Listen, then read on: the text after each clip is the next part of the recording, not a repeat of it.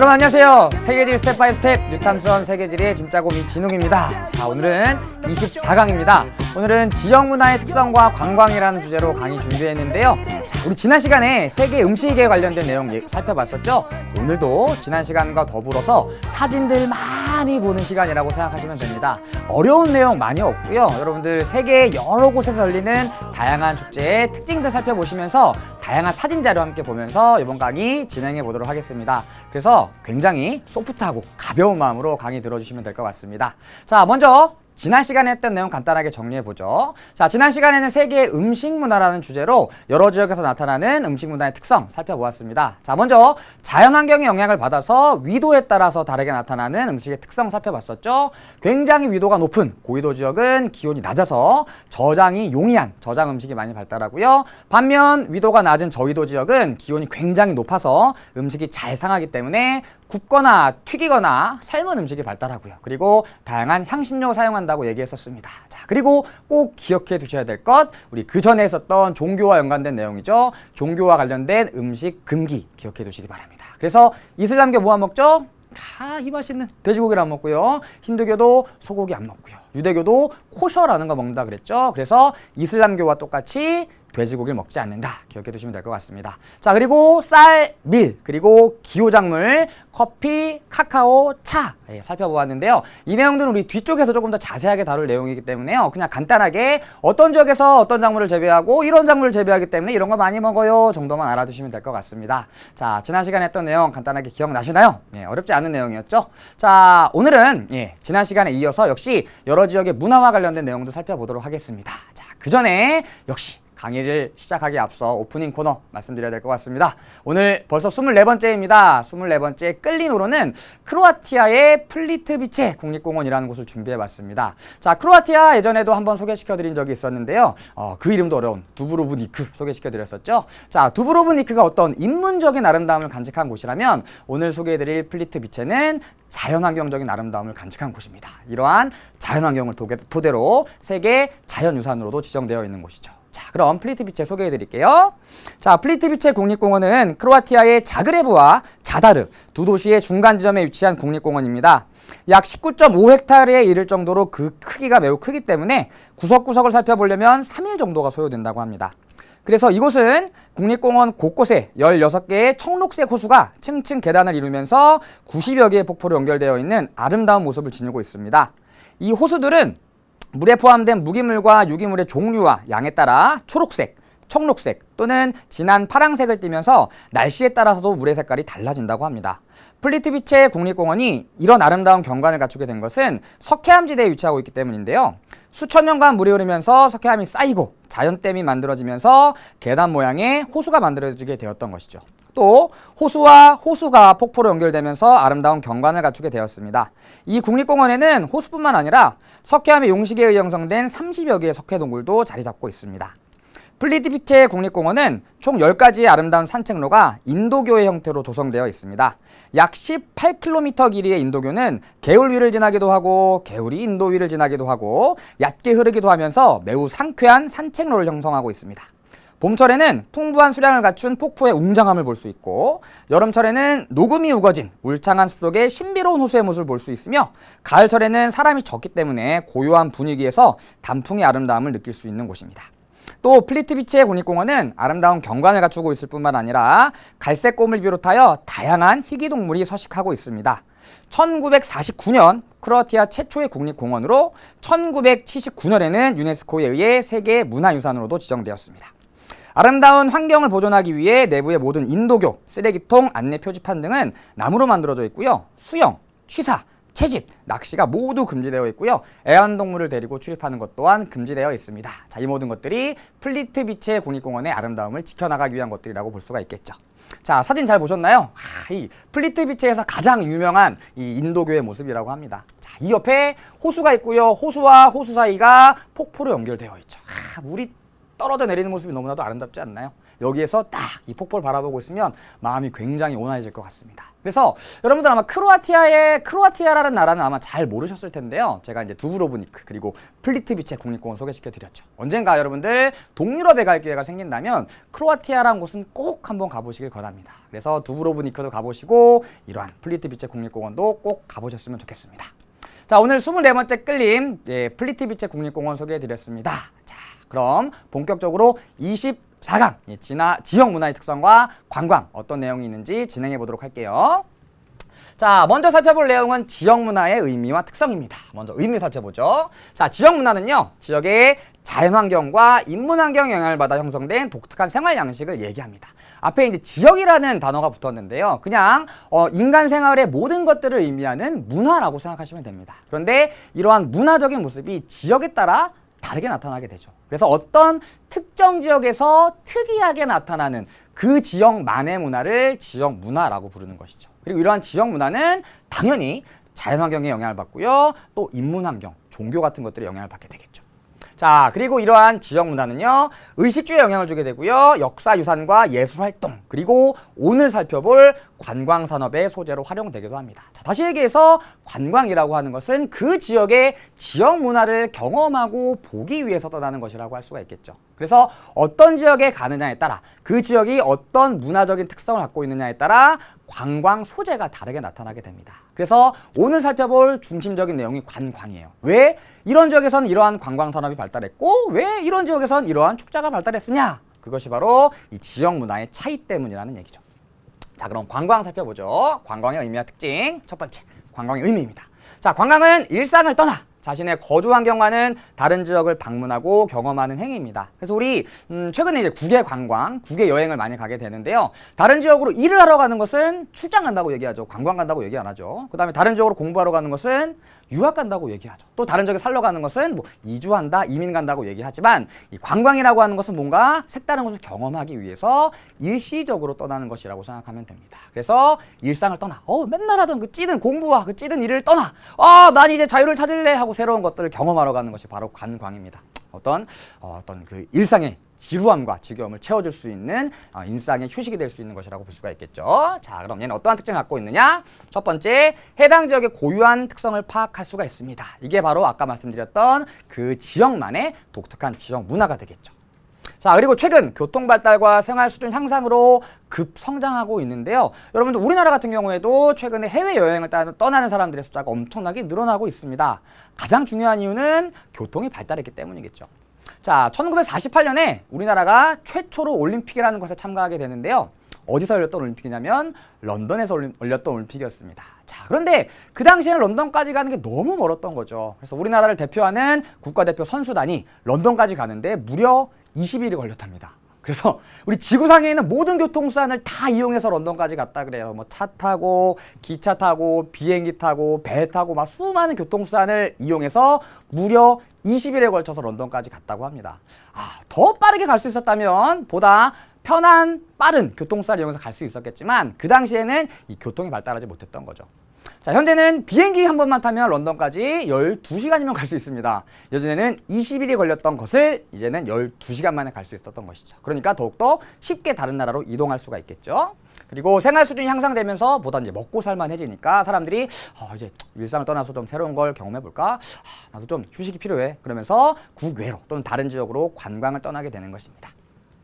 자, 그럼 이 관광산업이라고 하는 것은 어떠한 영향을 미칠 수가 있느냐? 먼저 긍정적인 영향을 살펴볼게요. 4가지 살펴볼 건데요. 첫 번째는 지역 정체성을 확립하는 것입니다. 자, 정체성은 뭔가 다른 지역과는 구별되는 그 지역만의 어떤 본질 이런 것들을 정체성이라고 얘기하는데요. 축제로 유명한 지역들이 여럿 있습니다. 우리나라의 가장 대표적인 축제는 뭐가 있을까요? 세계적인 축제로 발돋움하고 있는 보령 머드 축제 같은 것들이 있겠죠. 자, 여기는 갯벌이라고 하는 관광 자원을 축제로 활용한 이러한 지역들이라고 볼 수가 있습니다. 자, 바꿔 얘기하면 최근에 보령을 떠올리게 되면 머드 축제. 반대로 보령하면 머드 축제가 연결이 되죠. 보령은 머드 축제라고 하는 자기만의 정체성을 갖고 있구나. 이렇게 지역의 정체성을 확립할 수가 있는 것입니다. 또 맥주 축제로 유명한 위덴 있죠. 맥주. 역시 그 지역의 맥주 축제라고 하는 정체성을 갖추게 되고요. 그러면 공동체 의식, 그 지역에 사는 사람들도 우리는 머드 축제로 유명한 도시야.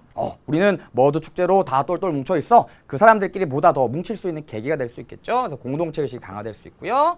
두 번째는 지역의 이미지를 재고한다. 이거 높인다는 얘기입니다. 그 지역이 옛날에 뭔가 좀 낙후되고 침체된 이런 이미지였다면 관광산업 또는 축제 같은 걸 통해서 그 지역의 이미지를 보다 향상시킬 수 있는 겁니다. 예를 들어 우리나라의 태백 같은 경우에는 예전에 엄청나게 광업이 발달했던 지역이었습니다. 그런데 최근에 그 이후에 석탄 합리화 정책에 의해서 탄광이 폐광되면서 뭔가 굉장히 침체된 지역이라는 이미지가 굉장히 강했거든요.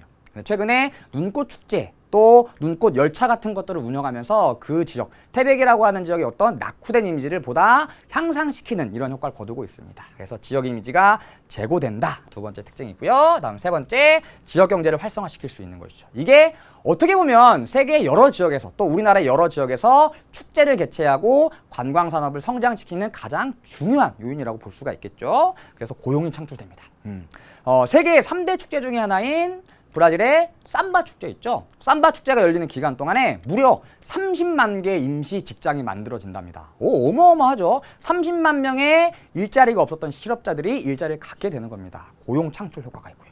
다음 소득이 늘어나겠죠. 다른 나라의 다른 지역의 사람들이 이 지역에 와서 관광을 하면서 또는 축제를 즐기면서 돈을 쓰겠죠. 그래서 물건도 사고 다양한 것들을 체험하면서 그 지역의 소득 자체가 늘어나게 됩니다. 그래서 세계 여러 지역들의 유명한 축제 지역들은 한 해에 막 몇 조 원씩 관광 소득 올리는 지역들도 있어요. 또 연관 산업도 발전할 수 있고요. 다음 네 번째, 문화의 세계화가 이루어질 수 있다.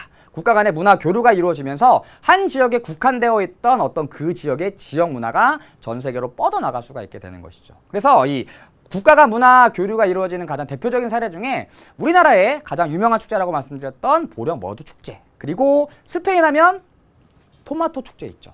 두 지역이 연계해가지고 서로 토마토 축제가 열릴 때 보령 머드 축제의 체험관을 만들어주고요. 또 최근에는 보령 머드 축제에 토마토 축제 체험관을 만들어준대요. 그래서 두 지역이 서로 연계해 나가면서 문화를 교류하고 또 상승적인 효과를 이끌어내고 있는 것이죠. 그런 것들을 살펴볼 수 있을 것 같습니다. 자, 근데 이렇게 긍정적인 영향만 있느냐? 그렇진 않습니다. 관광산업이 부정적인 영향을 끼치는 사례도 있겠죠. 첫 번째, 환경훼손, 가장 대표적인 사례라고 할 수 있겠죠. 아무래도 사람의 손이 가해지고 많은 사람이 몰려들면 쓰레기도 많아지고요. 뭔가 인간의 손이 닿게 되면 환경 자체가 조금 훼손되게 되겠죠. 대표적인 이유라고 볼 수 있고요. 두 번째, 지나친 상업화, 어떤 축제의 본질을 잃고 어떤 우리 지역의 특징을 다른 지역에 알리겠어. 우리 지역의 어떤 이 우수성을 다른 지역 사람들에게 알리면서 다른 지역 사람들이 우리 지역의 우수성을 알게 하도록 하겠어. 이렇게 시작했던 축제가 돈 버는 돈벌이의 수단으로 전락할 우려가 있습니다. 그리고 세 번째, 다양한 일탈 행위가 발생할 수도 있겠죠. 대표적으로 미넨 축제, 그 미넨의 옥토페스트 매축 축제에서 엄청나게 많은 술을 먹고 사람들이 막 만취해가지고 막 껄라가 돼가지고 막 주변 사람들을 공격한다던가 막 이상한 일을 벌일 수도 있겠죠. 그런 것들이 대표적인 예라고 볼 수가 있습니다. 자, 여태까지 살펴봤던 내용들은 사실 아주 중요한 내용들은 아니고요. 여러분들 교재에 있는 내용 처음부터 여기까지 쭉쭉 한번 읽어보시면 충분히 알 수 있는 내용들인 것 같습니다. 자, 이제 지금부터 전 세계 여러 지역의 다양한 축제들 그리고 다양한 관광 자원에 대해 살펴보도록 할 텐데요. 세계는 넓고 관광 자원도 많고요. 축제도 너무나도 많습니다. 이 모든 축제들을 다 다룰 수는 없기 때문에 우리 뉴탐스런 교재에 있는 다양한 축제들 위주로 살펴보도록 하겠습니다. 자, 서두에도 말씀드렸듯이 너무 어려워하지 마시고요. 너무 진지하게 생각하지 마시고요. 사진 보면서 같이 축제를 엿본다는 느낌으로 같이 사진 자료 같이 살펴봐 주시면 좋을 것 같습니다. 자, 크게 우리 자연환경을 활용한 관광자원과 축제 그리고 인문환경을 활용한 관광자원과 축제 이 두 가지의 챕터로 나눠서 살펴보도록 할게요. 자, 첫 번째는 자연환경을 활용한 관광자원과 축제입니다. 자, 자연환경 중에서도 계절을 활용한 축제들이 여럿 있는데요. 첫 번째는 스웨덴에서 열리는 하지 축제입니다. 자, 스웨덴은 굉장히 위도가 높은 고위도 지역에 위치하고 있습니다. 그래서 겨울이 되면 굉장히 낮이 짧아지고요. 밤이 길어집니다. 그래서 이 사람들은 되게 햇볕을 그리워하고요. 화창한 해가 뜨면 너무 햇살 너무 좋아. 막 햇살을 막 너무 막 열렬히 사모하는 사람들이 굉장히 많이 있습니다. 그만큼 햇볕을 보기 힘들기 때문이죠. 그래서 낮이 가장 긴 하지 때에 이 따뜻한 햇볕을 즐기기 위해서 축제를 열게 되는데요. 그게 바로 스웨덴에서 열리는 하지 축제입니다. 일반적으로 위도가 높은 고위도 지역 같은 경우에는 말씀드렸듯이 낮이 짧은 경우가 많아서 하지에 다양한 축제가 열리는 경우가 많이 있습니다. 그래서 이제 스웨덴의 하지 축제의 모습이고요. 요 가운데에 장대가 하나 세워져 있는데요. 요건 이제 메이폴이라고 부릅니다. 이 메이폴이라는 걸 하나 세워놓고 사람들이 고주위를 뺑글뺑글 돌면서 막 포크댄스 같은 것도 추고요. 예, 그다음 퍼레이드 같은 것도 하고요. 서로 막 인사 주고받고 음식 먹고 이러한 축제가 이루어지기도 합니다. 그리고 아이고 이렇게 장대에다 리본 같은 것들을 매달아서 아이들이 막 리본을 들고 뺑글뺑글 돌고 있죠. 그래서 이제 그 메이폴을 뺑글을 리본으로 감싸는 이러한 활동들도 이루어지기도 합니다. 다음 두 번째. 러시아의 상트페테르부르크 백야 축제입니다. 자, 백야 축제는 백야 현상을 활용한 축제인데요. 일반적으로 냉대 기후 지역의 고위도 지역 그리고 한대 기후 지역에서 열리는 경우가 많이 있습니다. 백야 현상이 나타나야 되기 때문에 자, 여러 지역에서 이런 백야 축제가 열리지만 가장 유명한 지역이 바로 이 상트페테르부르크라는 지역입니다. 자, 일단 백야 현상에 대해서 간단하게 소개해 드릴게요. 자, 백야 현상은 말 그대로 화이트 나이트라고 부르는데요. 밤에도 밝은 현상을 백야 현상이라고 얘기합니다. 우리 낮 동안은 태양이 떠 있지만 밤이 되면 태양이 져야겠죠. 자, 그런데 태양이 지고 있다가 사라지지 않고 다시 떠오르고 있습니다. 굉장히 위도가 높은 지역에서는 지구가 23.5도 자전축이 기울어져 있는 관계로 밤이 되어도 해가 지지 않는 백야 현상이 나타납니다. 자, 또는 이런 경우도 있습니다. 얘는 태양이 졌지만 여전히 태양에 의해서 미명이 밝아오고 있습니다. 그러니까 태양에 의해서 어떤 약한 빛이 계속해서 나오고 있는 거죠. 완전히 어두워지지 않는 경우, 이런 경우도 백야 현상이라고 얘기합니다. 그래서 낮이 굉장히 긴 이 백야 현상이 일어날 때를 활용해서 다양한 축제와 그 다음에 춤, 공연 등을 즐기는 축제가 바로 러시아의 상트페테르부르크 백야 축제입니다. 그래서 가장 유명한 게 붉은 도 축제라고 하는데요. 러시아 하면은 과거에 공산주의 국가였기 때문에 빨간색 생각이 나죠. 이 붉은 돛을 단 배를 띄워놓고 다양한 폭죽을 쏘면서 이 백야 현상, 다시 얘기해서 낮이 긴 이 시기를 많은 사람들이 함께 즐기는 이러한 축제가 바로 백야 축제예요. 다음 세 번째는 마슬레니차라고 하는데요. 이것도 역시 러시아의 축제입니다. 자, 이 마슬레니차는 봄이 오는 것을 환영하는 축제이기도 한데요. 이 러시아의 종교가 러시아 정교거든요. 러시아 정교의 사순절이라는 시기가 있습니다. 뭔가 금욕적인 생활을 해야 되는 기간인데요. 이 사순절 기간이 찾아오기 전에 마음껏 먹고 즐기는 그 시기가 바로 그 축제가 바로 마슬레니차라고 할 수 있습니다. 그래서 많은 사람들이 이렇게 퍼레이드 같은 것도 즐기고요. 그 다음에 이 인형은 지푸라기로 만든 인형인데요. 이 인형의 이름이 마슬레니차래요. 그래서 처음에 마슬레니차 축제 기간에 아이들이 모여서 지푸라기 같은 걸로 인형을 만듭니다. 그리고 축제가 끝날 때쯤에 이렇게 불태워버리면서 자신에게 들어있던 애군을 날려버리고 복이 찾아오기를 바라는 이러한 행사가 바로 마슬레니차라고 한답니다. 그리고 이 빵이 블린이라고 하는 빵인데요. 주재료가 버터래요. 그래서 마슬레니차가 버터를 끊는다? 이런 뜻을 갖고 있대요. 그래서 이 빵을 배부르게 먹을 수 있는 이런 축제 기간이 바로 마슬레니차입니다. 그래서 러시아 사람들은요, 이 마슬레니차 기간 동안 마음껏 먹고 마음껏 즐기지 않으면 인생이 불행해진다라고 믿는데요. 그래서 이 기간 동안 정말 미친 듯이 먹고 미친 듯이 즐긴다고 합니다. 그래서 마슬레니차까지 살펴봤고요. 자, 다음 기후를 활용한 축제입니다. 역시 세계 3대 축제 중에 하나인 삿포로 눈 축제입니다. 자, 오늘 소개해드리는 여러 축제 중에 유일하게 올리원 제가 직접 가본 축제입니다. 근데 사실 제가 가보긴 했는데요. 이 삿포로를 갈 기회가 생겨서 그럼 마침 눈 축제 열릴 때 가자라고 해서 일정을 막 검색해봤어요. 그런데 눈 축제 기간 동안에 이 관광, 이 비행기 값이 2배가 넘어갑니다. 3배가 넘더라고요. 도저히 안 될 것 같아. 너무 비싸. 그래서 축제가 열리기 직전에 삿포로에 갔습니다. 그래서 비행기 값은 저렴하게 해서 갔으면서 이 눈 축제를 준비하는 모습을 볼 수 있었습니다. 이렇게 몰래 엿봤던 것이죠. 그래서 직접 구경은 못했지만 준비하는 과정을 한번 살펴봤습니다. 자, 여기가 바로 삿포로에 있는 오도리 공원이라고 하는 곳입니다. 오도리 공원이라고 하는 곳이죠. 길이가 한 1.5km 정도 되고요. 너비가 한 100m 정도 됩니다. 이 1.5km의 공원 전체에 이 다양한 눈을 활용한 조각상들이 이렇게 전시가 됩니다. 그래서 여러분들 흔히 알고 있는 다양한 건축물들, 그리고 알죠? 만화 캐릭터들 이렇게 눈으로 조각을 하기도 하고요. 또는 이렇게 유명한 영화 캐릭터 같은 것들을 눈을 이용해서 조각을 하기도 합니다. 그래서 무려 7,000대분의 눈이 이 눈축제에 이용된다고 하고요. 이 축제를 찾아오는 사람들이 무려 270만 명이나 된다 그래요. 전 세계에서 눈축제를 즐기기 위해서 삿포로를 찾아오는 것이죠. 그래서 규모 자체가 너무나도 어마어마해서 어떤 시민단체들 또는 자원봉사자들이 이러한 조형물을 만드는 데 참여하기도 하는데요. 어떤 사람들도 동원되냐면 군인들도 동원됩니다. 자위대들이 자위대. 제가 직접 찍은 사진인데요. 갑자기 군인이 딱 등장을 해가지고 막 육공 트럭이라고 부르는데요. 트럭을 오라이 하더라고요. 그다음에 갑자기 군인들이 막 뛰어내리더니 눈에 막 달아가서 막 눈을 막 두드리고 있더라고요. 규모가 너무 크니까 자원봉사자만으로도 부족해서 이 자위대까지 동원되는 일본의 가장 큰 축제라고 볼 수 있습니다. 엄청나죠? 그래서 굉장히 다양한 조형물들을 볼 수 있는데요. 이러한 조형물들은 사실 일본이 전범 국가잖아요. 그래서 2차 세계대전에 패배하고 나서 많은 사람들에게 어떤 기쁨과 휴식을 주기 위해 아이들이 공원에 조그맣게 만들기 시작했던 것들이 지금 이렇게 세계 3대 축제까지 성장했다고 하더라고요. 어쨌든 굉장히 아름다운 축제 중에 하나입니다. 다음 두 번째, 기후를 활용한 축제 보죠. 자, 두 번째는 하얼빈에서 열리는 빙등제인데요. 사실 뭐 삿포로 눈축제와 큰 차이는 없습니다. 삿포로 눈축제는 눈을 이용해서 무언가를 만드는 거고요. 얘는 얼음을 이용해서 무언가를 만드는 겁니다. 빙등이죠. 얼음 안에 조명을 넣어가지고 이와 같이 아름다운 빛을 뿜어내는 다양한 조형물을 만드는 축제예요. 그래서 이 겨울이 되면 하얼빈 주변에 있는 숭화강이라고 하는 강물의 물이 완전히 얼어버린대요. 그래서 사람들이 거기 가서 숭화강의 얼음을 잘라내가지고 훅훅훅훅훅훅 잘라내가지고 이곳에 가지고 와서 다양한 조형물을 만드는 거죠. 그래서 굉장히 넓은 지역에 다양한 빙등이 전시되고요. 아름다운 이러한 조각상들이 전시되기도 합니다. 그리고 이렇게 말과 같은 동물들도 전시되기도 하고요. 다음 세 번째, 송크란 축제인데요. 태국에서 열리는 가장 유명한 축제입니다. 그리고 세계 최대의 물 축제라고 불리기도 합니다. 그래서 이 송크란 축제는 사실상 기후를 활용한 축제이기도 한데요. 태국의 전통적인 우리나라로 치면 구정과 같은 설 명절에 이루어지는 다양한 행사들을 송크란, 이 절기 자체를 송크란이라고 부르는데요. 그래서 예전에는 새해를 맞이하면서 사람들한테 어떤 애군을 쫓아주는 의미로 머리에 물을 뿌리고 어깨에다가 물을 이렇게 두드려주는 이런 행사였는데 이게 점점 커지면서 전 세계인들이 몰려드는 세계적인 축제로 발돋움했다라고 얘기합니다. 그래서 세계에서 가장 물 사용량이 많은 세계적인 물 전쟁이라고 불리는 축제이기도 합니다. 여러분들 여름 되면 수도가에서 또는 화장실에서 막 친구들 물 장난 많이 하죠.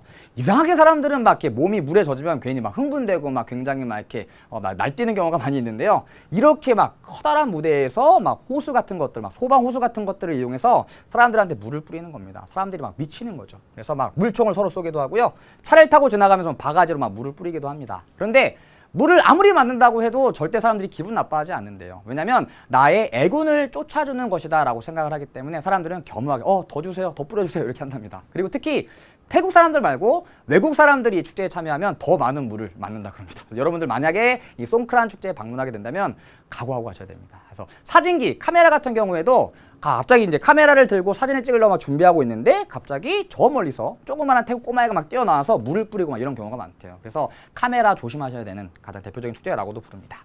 그리고 요렇게 사람들만 즐기고 있죠. 그리고 태국 하면 유명한 또 코끼리죠. 코끼리까지 동원해서 이렇게 물을 뿌리기도 하는데요. 코끼리와 물싸움하는 이 소녀를 볼 수도 있습니다. 제가 봤을 때 이 소녀 조금 위험하죠. 바로 앞에다 대고 코끼리한테 코끼리 초식 동물이지만 굉장히 무서운 동물입니다. 한번 이렇게 발을 훅 하면 위험합니다. 너 목숨이 붙어 있는지 모르겠구나. 어쨌든 코끼리 도발하면 안 됩니다. 어쨌든 코끼리랑 같이 놀면 또 그만큼 또 재미있겠죠. 세계 최대의 물축제라고 불리는 송크란 축제, 동남아시아의 대표적인 축제라고 할 수 있습니다.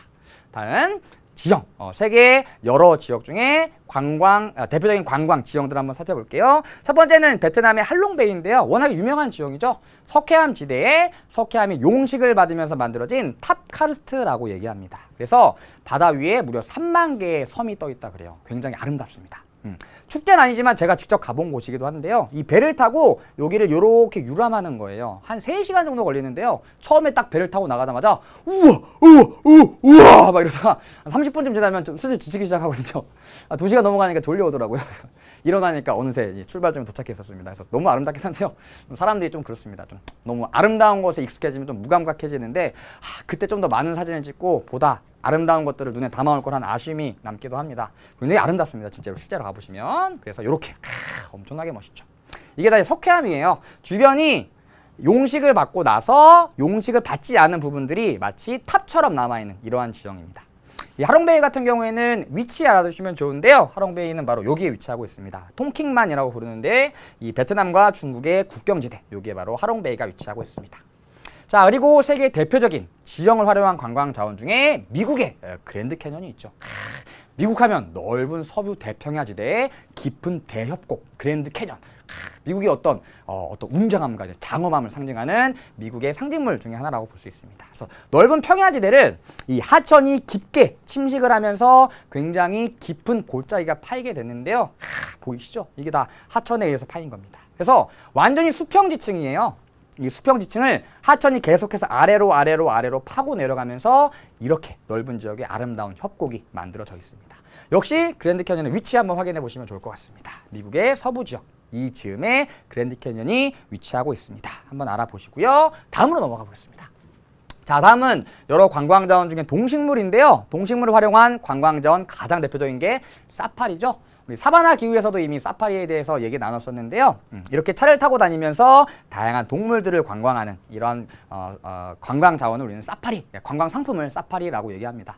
우리나라에도 이제 어떤 놀이공원 같은 데 가면은 사파리를 즐길 수가 있는데요. 우리나라에서 즐기는 사파리와는 차원이 다릅니다. 그래서 케냐나 탄자니아 같은 데 가면 거대한 차를 하나 빌려야 되고요. 여기에 요리사, 그다음에 가이드, 그다음에 레인저가 같이 들어가야 된대요. 레인저는 이제 총 쏘는 사람인데요. 언제 이 동물들이 달려들지 모르기 때문에 항상 안전을 위해서 레인저를 동반해야 된다 그럽니다. 이 안에는 며칠 동안 먹을 음식도 들어있고요. 텐트 같은 것도 들어있어요. 차를 타고 다니다가 약간 안전한 지역에서 캠핑을 하고 또 다음날 차를 타고 또 다른 데로 이동해서 동물 구경하고 이러한 넓은 지역에서 동물 관광하는 이것이 바로 사파리입니다. 그래서 때로는 이렇게 코끼리를 바로 앞에서 볼 수도 있고요. 사자가 내 바로 앞에 자리 잡고 있을 수도 있습니다. 무서울 것 같죠? 굉장히 무서울 것 같은데요. 사자의 표정은 굉장히 온순하지만 일단 사자가 앞에 있는 것만으로도 굉장히 공포에 떨 것 같습니다. 그리고 때로는 이렇게 사자들이 길을 안내해 주기도 한데요. 사람들이 이제 사자 사진을 찍나 정신이 없는데요. 이곳에 가면은 물론 많은 동물들을 볼 수 있지만 동물들을 자극하지 않는 것이 가장 중요하다 그래요. 그래서 아까도 말씀드렸지만 여러분들 갖고 있는 착각 중에 하나가 초식 동물은 굉장히 온순하고 착할 것 같고 사람을 공격하지 않을 것만 같은 생각을 갖고 있는데요. 초식 동물들 진짜 무섭습니다. 기린 보십시오. 목이 막 이만하고요. 코끼리 막 이만하고 하마 어마어마하죠. 그래서 이 초식 동물도 자극을 하게 되면 인간을 덮칠 수가 있대요. 그래서 절대 동물들을 건드리지 않고 멀리서 바라보는 게 사파리의 철칙 중에 하나라 그래요. 꼭 한번 가보고 싶은 곳 중에 하나입니다. 다음 두 번째는 특산물로 넘어갑시다. 자, 특산물 어떤 지역에서 많이 나오는 그 대표적인 산물을 특산물이라고 부르죠. 대표적인 게 바로 독일의 옥토버 페스트입니다. 옥토버 10월이고요. 10월에 열리는 축제라고 해서 옥토버 페스트라고도 불리고요. 민헨 맥주 축제라고도 불리죠. 이 민헨이라고 하는 곳은 독일의 유명한 6개의 맥주 회사가 모여 있는 곳이래요. 그래서 이 6개의 맥주 회사가 합심을 해가지고 우리 한번 축제 한번 만들어 보자라고 해서 시작됐던 것이 여러 지역, 독일의 여러 지역에 있는 다양한 맥주 회사들이 모여서 한 지역에서 이렇게 넓은 지역에서 축제를 개최하는 세계 3대 축제로 발전했다고 얘기합니다. 그래서 2주 동안 열리는데요. 방문객이 무려 600만 명에 이른다고 하고요. 이 독일 주변에 있는 나라들은 주변에 있는 그 나라의 사람들은 이 기간이 되면 다들 독일로 모여든답니다. 그래서 이 기간에는 평상시에 먹던 술보다 알코올 도수가 약간 높은 술이 제공이 되는데요. 그래가지고 값은 조금 비싸지만 일단 분위기가 엄청나니까요. 보세요. 이런 데서 맥주 마시는 겁니다. 여러분들 아직 맥주를 많이 즐겨보시지 못했겠지만 그냥 주변에서 시끄러우면 덩달아 즐거운 겁니다. 그냥 먹는 겁니다. 그래서 엄청 즐거운 분위기에서 마실 수 있다는 장점이 있겠죠. 그래서 이렇게 독일 사람들은 전통 의상을 입고 이러한 축제에 참여를 하는데요. 특히 여성분들 이런 디른들이라고 불리는 독일의 전통 의상입니다. 굉장히 아름답죠. 그래서 이러한 전통 의상을 입고 맥주 축제에 참여합니다. 재미있는 것은 맥주를 마시면 이뇨작용이 굉장히 활발하게 일어납니다. 쉽게 얘기하면 오줌이 많이 마려운 거죠. 그래서 맥주 축제가 열리는 이 축제 그 대회장에 화장실이 무려 2,000개나 건설이 된대요. 사람들이 먹다가 화장실 가고 먹다가 화장실 가고 막 그러는데 일단 사람들이 너무나도 많죠. 그래서 화장실이 2,000개지만 그것도 부족하대요. 그래서 많은 사람들이 먹다가 그 자리에서 이제 용변을 보고 또 먹고 또 용변을 보고 이런 일도 비일비재하게 일어난다 그럽니다.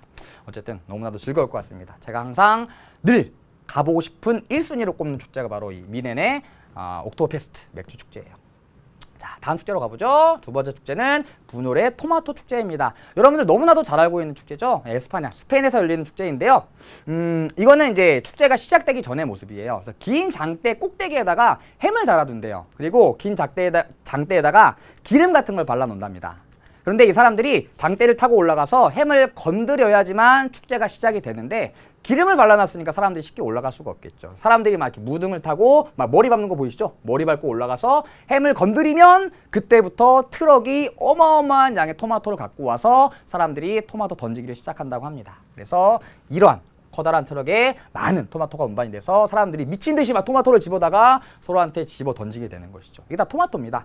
그래서 토마토 중에서도 가장 값싼 토마토를 이용한다 그러고요. 토마토를 던질 때 반드시 으깨서 던져야 되고 물안경을 써야 되고 여러 가지 안전 수칙들이 있다 그래요. 그래서 가장 유명한 것은 토마토 던지기인데요. 이것은 1시간인가 2시간 정도밖에 진행이 안 된다 그럽니다. 어쨌든 굉장히 멋있는 모습이라고 볼 수 있습니다. 이렇게 토마토를 뒤집어 쓰기도 하고요. 그리고 이렇게 토마토를 먹는 토마토 먹기 대회가 열리기도 합니다. 그래서 토마토 던지기가 가장 유명하지만 그거 이외에도 다양한 축제가 열리기도 합니다. 그래서 무려 한 50톤 정도의 토마토가 이 축제에 이용된다 그럽니다. 어마어마한 양의 토마토를 이용하고 있죠. 다음 세 번째 특산물을 활용한 축제는 바로 프랑스 망통의 레몬 축제입니다. 그래서 레몬과 오렌지를 이용해서 다양한 조형물들을 건설하게 되는데요. 이 해마다 하나의 주제를 갖고 이 다양한 조형물들을 만든대요. 뭐 개미와 배짱이 또는 뭐 토끼와 거북이, 일반적으로 동화와 관련된 어떤 우리에게 친숙한 것들, 그러한 것들과 관련된 조형물들을 이렇게 만든다 그럽니다. 요거는 레몬이고요. 요건 오렌지라고 볼 수 있겠죠. 그래서 이런 것도 있고요. 이러한 그게 뭐죠? 이게 잉카 문명의 저기죠. 아즈텍 문명의 치첸이사라고 하는 유적이죠. 그런 것들을 만들기도 하고요. 또는 이렇게 차 같은 것들을 만들기도 하고요. 그리고 이거는 중국의 진시황릉을 표현한 것이겠죠. 이런 것들을 만들기도 하고요. 그래서 레몬과 오렌지를 이용해서 다양한 조형물을 만드는 축제이기도 한데요. 여기는 무려 130여 톤의 레몬과 오렌지가 쓰인다 그래요. 그래서 얘는 레몬과 오렌지를 판매하진 않고요. 대부분 이런 것들을 이용해서 다양한 조형물을 만들고 요리하는 축제, 그 다음에 다양한 공연을 즐기는 이러한 축제라고 합니다. 역시 프랑스의 가장 대표적인 축제 중에 하나입니다.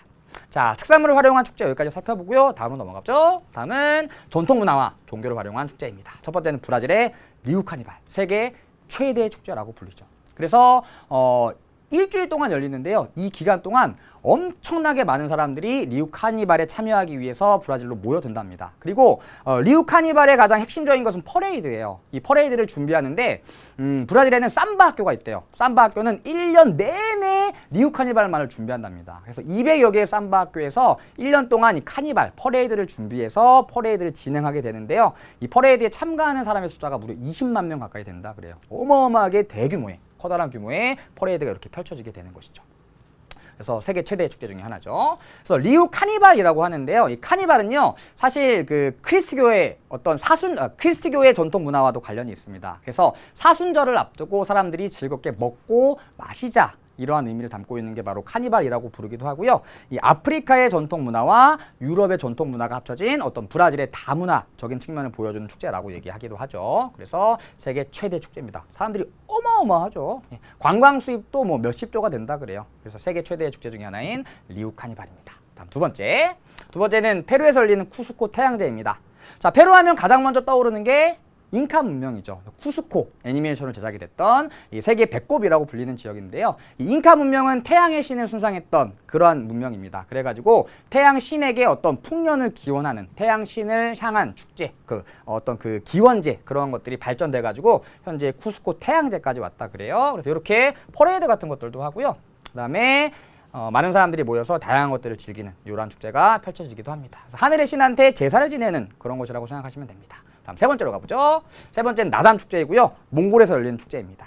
요 나담이라고 하는 뜻이 남자들의 세 가지 종목이라는 뜻을 갖고 있대요. 그래서 몽골 전 지역에서 남자들이 다 모여서 세 가지 종목을 겨루게 되는데요. 먼저 씨름, 그 다음에 두 번째가 말타기, 그리고 세 번째가 활쏘기입니다.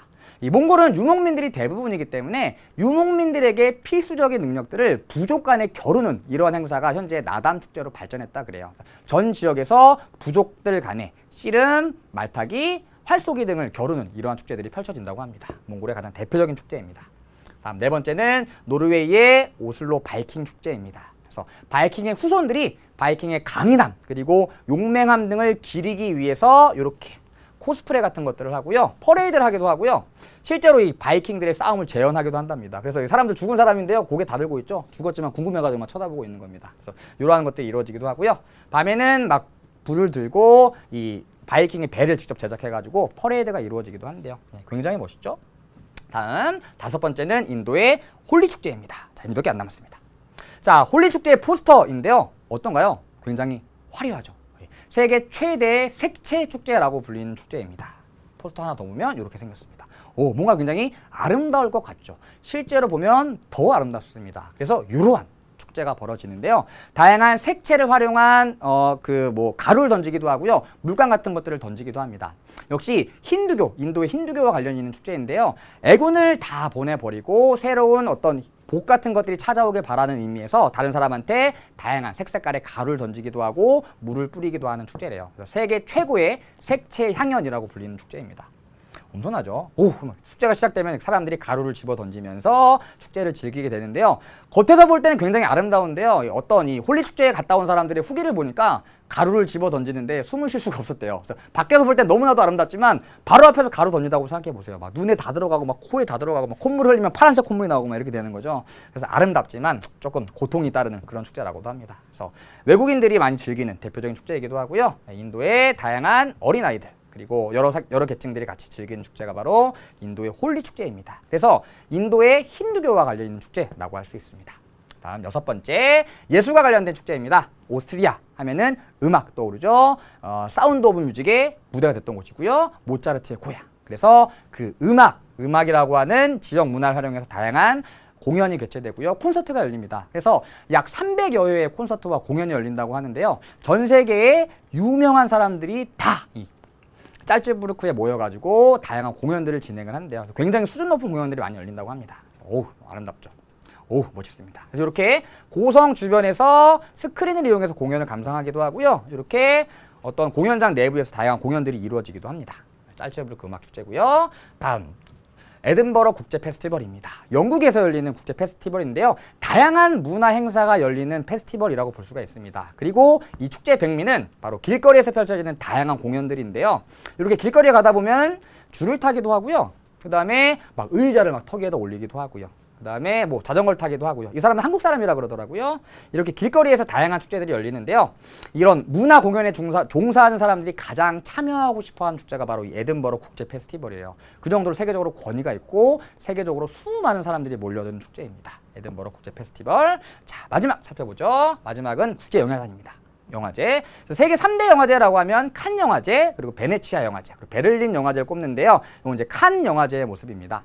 각각 영화제마다 대상의 이름이 다른데요. 칸 영화제 대상의 이름은 황금 종려상이라고 부릅니다. 이게 종려나무 잎이에요. 그래서 종려나무를 상징하고 있고요. 예전에 우리나라 그 박찬욱 감독의 올드보이가 여기 가서 심사위원 대상을 받은 적이 있습니다. 그러니까 황금 종려상 다음 2등상이라고 하는데요. 우리나라에서 최초로 받은 세계적인 그 가장 권위가 큰 상이라 그러죠. 황금 종려상. 그리고 베네치아 영화제, 베니스 영화제라고 부르기도 하는데요. 베니스 영화제는 요 황금 사자상. 1등상이 황금 사자상입니다. 그래서 이게 바로 이 트로피고요. 그다음에 베를린 영화제는 이 황금 곰상. 그래서 얘는 종려나무, 얘는 황금 사자, 얘는 곰. 서로 다른 이 상징물들을 가지고 있습니다. 그래서 베를린 영화제 대상은 황금 곰상이라고 부릅니다. 곰이 이렇게 매달려 있더라고요. 그래서 세계적인 국제 영화제가 열리는 세 지역입니다. 그래서 항상 이 영화제가 열리는 기간이 되면 전 세계에 있는 수많은 영화인들이 이 칸과 베네치아 그리고 베를린으로 모여들게 되죠. 우리나라에서도 수많은 국제 영화제가 열리는데요. 그 국제 영화제보다도 훨씬 더 규모도 크고 세계적으로 권위가 높은 영화제들이라고 볼 수 있습니다. 최근에 우리나라 영화들도 많이 이러한 영화제에 진출하고 있는데요. 보다 많은 수상 소감이 들렸으면 하는 반응들이 있습니다. 자, 여기까지 우리 다양한 관광 자원과 축제 살펴봤습니다. 굉장히 숨가쁘게 살펴봤는데요. 말씀드렸듯이 어렵게 생각하실 필요는 없습니다. 어떤 지역에서 어떤 축제가 열리는지 그리고 그 축제는 어떤 것들을 활용한 축제인지만 간단하게 정리해 두시면 돼요. 우리 자료 몇 개 살펴보고 문제 풀어볼게요. 자, 첫 번째 자료입니다. 여러분 교재에 나와 있는 탐스런 자료예요. 자, 국가별 관광산업 발달의 차이를 보여주는 자료인데요. 자, 크게 두 가지를 제시하고 있습니다. 첫 번째는 1인당 관광 수입을 국가의 색으로 표시해 놨고요. 국가별 관광객 수를 막대 그래프로 표시해 놓았습니다. 자, 일단 국가별 관광객 수가 많은 지역, 한눈에 봤을 때 어디가 많나요? 유럽 쪽에 굉장히 관광객 수가 많죠. 그리고 미국과 캐나다에도 관광객 수가 10,000명 이상으로 굉장히 많은 편입니다. 그래서 이러한 지역들은 문화적으로도 많은 유산을 갖고 있고요. 자연환경적으로도 아름다운 이 관광 자원을 많이 갖고 있기 때문에 많은 사람들이 몰려드는 지역이고요. 반면 아프리카 같은 경우에는 관광객이 많이 없죠. 여전히 풍토병이 많이 일어나고 있고요. 분쟁이 많이 일어나고 있는 지역이라 관광을 가기는 사실 조금 어려운 지역이라고 볼 수 있습니다. 그래서 아프리카는 관광선이 많이 발달하지 못했다. 자, 반면 1인당 관광 수입이 가장 많은 나라, 대표적인 나라가 어디냐면 여기 있네요. 바로 스페인이라고 하는 나라입니다. 스페인. 자, 스페인은 남부 유럽에서도 관광 산업이 굉장히 발달한 나라 중에 하나인데요. 남부 유럽은 여름철에 굉장히 화창한 날씨가 나타나기 때문에 이 북부 유럽과 서부 유럽, 그리고 동부 유럽에 사는 사람들이 여름만 되면 다 남부 유럽으로 몰려들거든요. 그래서 스페인, 그리고 그리스, 이탈리아는 세계적인 관광 대국들이라고 볼 수가 있습니다. 자, 다음 자료 살펴볼게요. 자, 다음 자료는 유럽의 주요 축제의 위치를 나타낸 자료입니다. 자, 우리 축제와 관련된 문제는요, 글 자료로 제시되는 경우도 있지만 이러한 지도가 문제에 제시되는 경우도 있습니다. 그래서 모든 축제의 위치를 알 필요는 없지만 아주 중요한 축제들은 위치를 기억해 두시면 좋을 것 같습니다. 자, 그럼 어떤 축제가 있는지 보죠. 먼저 여러분들 꼭 기억해 두셨으면 하는 축제는 요 분열 토마토 축제입니다. 우리 아까 살펴봤었죠? 에스파냐에서 8월에 열리는 축제입니다. 여기에서 열리는 축제이고요. 다음에 여기 상트페테르부르크 백야 축제 있죠? 백야 축제 중에서도 가장 자주 나오고요. 유럽의 여러 축제 중에서도 가장 자주 출제되는 지역이라고 보시면 돼요. 위도가 굉장히 높죠? 이러한 높은 위도 때문에 다른 지역과 기후적으로도 굉장히 차이가 나타나기 때문에 시험 문제에 많이 나옵니다. 그리고 여기 큐케노프 튤립 축제. 튤립 하면 어느 나라 생각나죠? 네덜란드, 바로 네덜란드에서 열리는 축제입니다. 그리고 아까 살펴봤던 뭐 에든버러 국제 페스티벌도 있고요. 그 다음에 베를린 영화제, 짤츠부르크 음악제, 그리고 베네치아 영화제, 칸 영화제 등도 지도에 표시되어 있습니다. 자, 어떤 지역에서 어떤 축제가 열리는지 한번 살펴보시면 좋을 것 같고요. 분열, 그리고 튤립 축제, 그리고 상트페테르부르크 백야 축제는 위치까지 꼭 기억해 두셨으면 좋겠습니다. 자, 오늘 세계의 다양한 관광자원과 축제 살펴봤고요. 이러한 내용들이 어떻게 문제로 출제되는지 문제 몇 가지 한번 풀어볼게요. 자, 먼저 여러분 교재 142쪽에 스스로 풀어보기 1번입니다. 자, 가나 축제가 열리는 지역을 지도의 A부터 D에서 고르래요. 자, 일단 어떤 지역인지 살펴봐야겠네요. 가. 200년 역사를 지닌 세계 최대 맥주 축제이다. 미넨이겠죠. 세계 3대 축제이면서 9월 말에서 10월에 걸쳐 진행되며 700만 명 정도가 방문하여 경제 효과가 엄청나게 크대요. 독일의 미넨이고요. 다음 나. 2월 말부터 3월 초 사이에 4일 동안 밤낮 없이 진행된대요. 퍼레이드가 핵심이고요. 사순절 축제와 아프리카 노예의 전통 타악기 연주와 춤이 합쳐져서 만들어졌대요. 자, 사순절 하면 사순절을 앞두고 마음껏 먹고 즐기자. 바로 카니발과 관련이 있습니다. 그래서 카니발이 고기를 끊어낸다는 뜻을 갖고 있대요. 사순절이 다가오면 고기를 이제 끊어야 되기 때문에 고기를 끊기 전에 마지막으로 즐기는 이제 마지막 다이어트를 하기 전에 마지막 폭식이라고 볼 수가 있겠죠. 리우 카니발과 관련된 내용입니다. 자, 그럼 지도에서 찾아보죠. 자, 이 문제는 지도가 약간 어렵게 제시돼서 조금 어려운데요. 자, 일단 A부터 보죠. A. 자, A가 바로 스칸디나비아 반도에 있고요. 여기 덴마크 있고 여기가 바로 독일입니다. 미넨, 그 맥주 축제가 열리는 곳이죠. 그래서 가는 A이고요.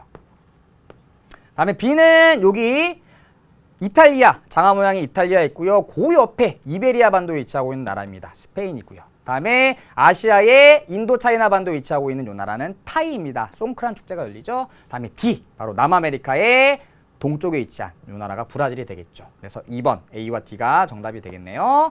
미넨 축제, 리우 카니발. 다음 문제로 가봅시다. 자, 다음 문제는 125페이지의 2번 문제입니다. 자, 다음 글의 밑줄 친 이 도시에서 나타나는 기후 그래프로 옳은 것을 고르래요. 한번 읽어보죠. 이 도시의 봄은 늦게 찾아오는데 늦게 찾아오는 봄이기에 더욱 반갑대요. 사람들은 봄맞이 축제를 즐기며 아름다운 여름을 기다린대요. 자, 여름에는 밤이 되어도 해가 잘 지지 않는데요. 1년 중 해가 가장 긴 하지를 전후하여 백야 축제가 열린답니다. 자, 축제가 열리는 날에는 온 도시가 밤늦도록 즐거움에 들뜨고 사람들은 24시간 파티를 열기도 합니다. 8월이 되면 긴 휴가가 시작되면서 사람들은 도시를 떠나지만 관광객들은 오히려 이 도시를 채운대요. 자, 가을은 매우 짧아. 한 2주 정도로 끝나버리는데 사람들은 짧은 가을 동안에 단풍과 낙엽을 즐긴대요. 이게 이 문제의 포인트예요. 자, 일단 백야 축제, 백야 현상을 활용한 축제겠죠. 자, 백야 현상이 나타나는 지역은 크게 냉대 기후 지역과 한대 기후 지역으로 나눠 볼 수가 있습니다. 일반적으로 한대 기후 지역에서 나타나지만 냉대 기후 지역의 고위도 지역에서도 백야 현상이 나타나기도 해요. 자, 그런데 이 지역은 백야 현상이 나타나면서 동시에 단풍과 낙엽을 즐길 수 있는 곳이래요. 나무가 있는 곳이에요, 없는 곳이에요? 나무가 있죠. 자, 냉대기후는 수목기후입니다. 나무가 자라지만 한대기후는 무수목기후죠. 나무가 없습니다. 그래서 단풍과 낙엽을 즐길 수가 없는 거죠. 자, 결국 이 지역은 냉대기후 지역이라고 볼 수가 있겠죠. 그래프에서 냉대기후 지역을 찾아주시면 됩니다. 자, 그럼 냉대기후 지역은 어떠한 기후적인 특징을 갖고 있냐면 최한월 평균 기온이 영하 3도 미만이면서 1년 중에 가장 따뜻한 달 최난월의 평균 기온이 10도가 넘는 지역이죠. 이 지역을 그래프에서 찾아주시면 돼요. 자, 그래서 그래프에는 1월과 7월에 연평균 기온 그리고 강수량이 나와 있는데요. 자, 일단 월평균 기온부터 봅시다. 자, 1번은요. 월평균 기온이 1월에 28도 가까이, 7월에 29도 가까이 나타납니다. 엄청 높죠. 여기는 열대기후 지역입니다. 그래서 최한월 평균 기온이 18도를 넘어서고 있죠. 당연히 정답은 아니고요. 다음 2번. 가장 추운 달이 1월이고요. 1월 달의 평균 기온이 18도는 안 되지만 영하 3도는 넘어가고 있죠. 얘는 온대기후 지역이고요. 역시 옳지 않습니다. 다음 3번. 얘는 가장 추운 달이 7월이에요. 남반구에 위치하고 있나 봐요. 그런데 가장 추운 달의 평균 기온이 영하 3도를 넘어가죠. 역시 온대기후 지역이라고 볼 수 있을 것 같고요. 다음 4번. 자, 가장 추운 달이 1월입니다. 최한월 평균 기온이 영하 3도가 안 되죠. 그런데 가장 따뜻한 달의 평균 기온이 10도를 넘어섭니다. 이게 바로 냉대기후가 되겠죠. 자, 반면 5번 같은 경우에는 가장 추운 달의 평균 기온이 영하 3도가 안 되지만 가장 따뜻한 달의 평균 기온이 10도가 안 되죠. 이 지역은 툰드라 기후가 나타나는 지역이라고 볼 수 있습니다. 그래서 정답은 4번이에요. 백야 현상을 즐길 수 있으면서 나무가 자라는 지역이니까. 자, 다음 126페이지의 2번 문제 봅시다. 자, 다음 글에 밑줄 친 이 나라를 지도에 A부터 E에서 고르래요. 자, 하지는 6월 20일경인데 이때가 되면 사람들은 집 밖으로 나가 여름에 가장 긴 낮을 즐긴대요. 이 나라의 남부지방에도 이때는 18시간 이상 낮이 계속되며 북부지방에서는 밤에도 해가 지지 않는 백야 현상이 나타난대요.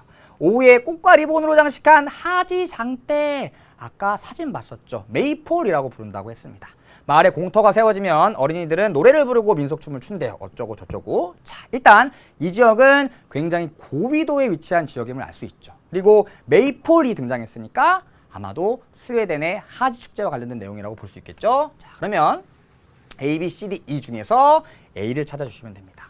자, 근데 이 문제는요. 이 메이폴을 몰라도 스웨덴의 하지 축제를 몰라도 백야 현상이 나타나는 지역만 찾아주시면 돼요. 그래서 가장 위도가 높은 A 지역에서밖에 백야 현상이 나타나지 않겠죠. 여기는 백야 현상이 나타나지 않으니까. 그래서 하지 축제를 모른다고 하더라도 우리는 정답을 찾을 수가 있습니다. 그런 식으로 정답 찾아가시면 됩니다. 다음 문제 봅시다. 다음 문제는 126페이지의 3번 문제입니다. 자, 다음 자료는 동남아시아에 위치한 어느 나라의 화폐와 화폐 속에 담긴 관광 자원을 나타낸 것이래요. 이 나라에 대한 설명으로 옳은 것을 고르랍니다. 관광 자원이 하나 나와 있는데요. 바다에 뭔가 돌덩이가 하나 떠 있네요. 굉장히 우리가 알 수 없는 글이 막 적혀져 있습니다. 글 읽어보죠. 자, 여기. 세계 자연유산인 할롱베이라고 나와 있네요. 아하, 베트남이구나 라는 걸 알 수 있겠죠. 자, 석회암으로 이루어져 있는 수많은 바위는 오랜 세월 용식작용을 받아 기이한 모습을 나타낸대요. 할롱베이는 세계의 자연유산으로도 지정되어 있답니다. 할롱베이는 베트남에 있다 그랬죠. 자, 그럼 베트남의 특징을 찾아주시면 됩니다. 1번, 영어를 공용어로 사용한다? 아니죠. 베트남어를 사용합니다. 2번, 연중 편서풍의 영향을 받는다. 이것은 일반적으로 온대 서한 기후에서 나타나는 특징이고요. 사람들은 쌀로 만든 국수를 즐긴다. 베트남 하면 쌀국수죠. 포! 정답은 3번이고요. 다음 4번, 나이크 포크를 사용하는 문화적에 속한다. 쌀을 막 나이크랑 포크, 그 쌀국수를 나이크랑 포크를 이용해서 먹진 않죠. 근대 이후 서구 열강의 식민 지배를 받지 않았다. 프랑스의 식민 지배를 받았습니다. 정답은 3번이 되겠네요. 자, 여기까지 우리 오늘 지역 문화의 특성과 관광 자원에 관련해서 다양한 관광 자원 그리고 축제와 관련된 내용도 살펴보았습니다. 자, 어떤 내용들 기억하시면 되는지 오늘의 키워드 알려드리도록 하겠습니다. 오키. 자, 첫 번째 오키는요. 한여름에 태양이 지평선 아래로 내려가지 않는 이 현상을 활용한 어떤 축제에 대한 설명입니다. 다음 두 번째, 태국의 축제와 관련된 내용이고요. 다음 세 번째, 자연을 관찰하고 체험하는 교육적인 관광 활동 여러분들 교재에 나와 있습니다. 다음 네 번째는 유럽에서 열리는 다양한 축제이고요. 다음 다섯 번째는 브라질의 축제. 그리고 마지막 6번째는 세계 3대 영화 축제가 열리는 곳을 적어주시면 됩니다. 자, 여기까지 우리 오늘 다양한 축제 그리고 관광 자원에 대해서 알아보았습니다. 자, 오늘은 서두에도 말씀드렸듯이 그렇게 어려운 내용은 없습니다. 여러분들 다양한 사진을 보면서 여기서는 이런 축제들이 열리는구나, 이 정도만 생각해 보시면 될 것 같습니다. 자, 다음 시간에는 인구와 관련된 내용 살펴보도록 하겠습니다. 오늘 복습 꼭 하시고요. 다음 시간에 만나요. 안녕.